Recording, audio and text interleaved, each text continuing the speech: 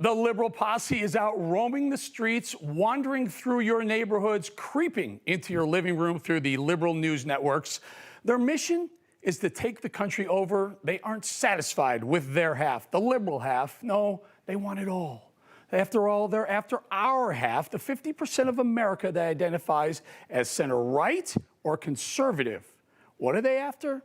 They want our freedoms and our liberties, and they demand we succumb or will be exiled, banished, or dismissed. And if we fight back, the liberal left gets triggered. They speak out, they break out the big guns, loaded with terms like bigot or sexist or xenophobe, and they fire away at conservatives at will. They call people who look like me racist just because I'm white. This is BBC's evening newscast just a few weeks ago. I think it's really rich for any Republican, especially a white man, to run around and claim that they care about the economic condition of black communities. How dare you try to act like you are somehow a proponent of black people and businesses? You'd think a Harvard professor like Miss Aisha Mills would know better than to flamethrow at those of us who don't have a racist bone in our bodies. Plus, I hate to break it to you, Professor, some of us have more diversity in our immediate families than most of your liberal Harvard wokesters who are so quick to launch those hate grenades. Hypocrisy, all of you hypocrites. And of course, not wanting to be called out for anything, corporate America, in an effort to appear woke, joins in.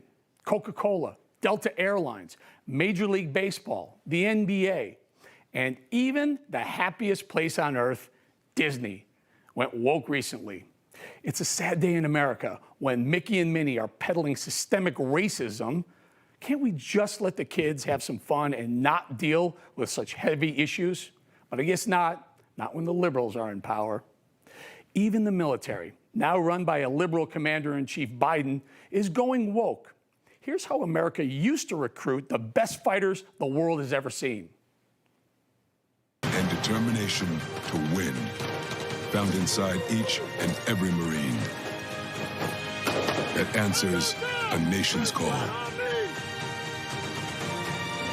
Battles won. Now, check out the liberal vision for our most mighty military. It begins in California, with a little girl raised by two moms. I also marched for equality. I like to think I've been defending freedom from an early age, eventually standing at the altar to marry my other mom. Imagine my surprise when I was taking my oath at CIA and I noticed a rainbow on then-Director Brennan's lanyard, which inclusion is a core value here. That looks more like a Starbucks ad than an enticement to join the group tasked with protecting our freedoms and our liberty. Hey, maybe that's the point. Dismantle our superior military fits perfectly with the liberal agenda of everyone is equal, no one is exceptional. America doesn't deserve to be a superpower. Maybe the liberal vision for their utopian future is some sort of participation trophy world. Well, that's all super comforting until China further violates international law and expands further into the South China Sea. Did I say China? I meant communist China. Or when Iran, which is less than 12 months away from attaining a nuclear weapon, attains a nuclear weapon.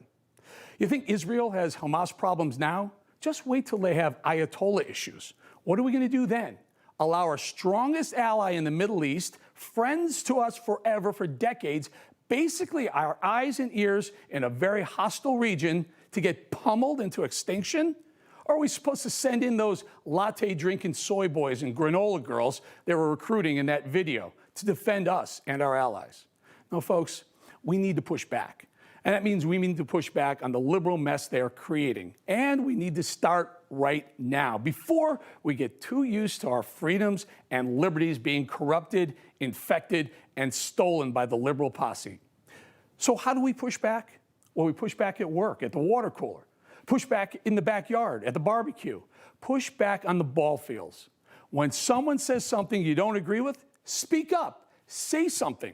Remember that Harvard professor accused me of being racist because I'm white? I push back.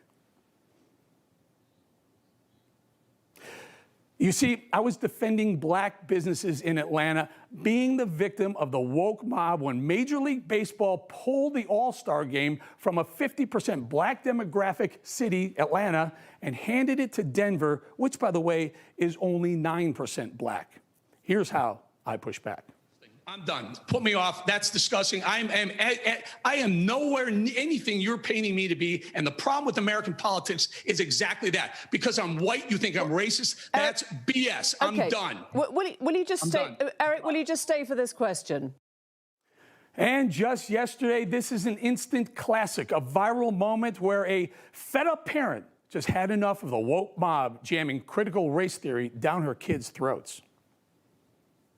CRT is racist. It is abusive. It discriminates against one's color. Let me educate you. An honest dialogue does not oppress. We want action and a backbone for what we asked for today, to ban CRT. Think twice before you indoctrinate such racist theories.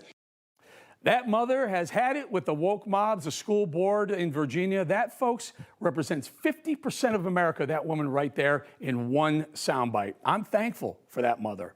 We should all take a cue from her. Hey, I'm Rob Finnerty. Thanks for watching. If you enjoyed this video, please join the conversation in the comments below. Don't forget to subscribe, too.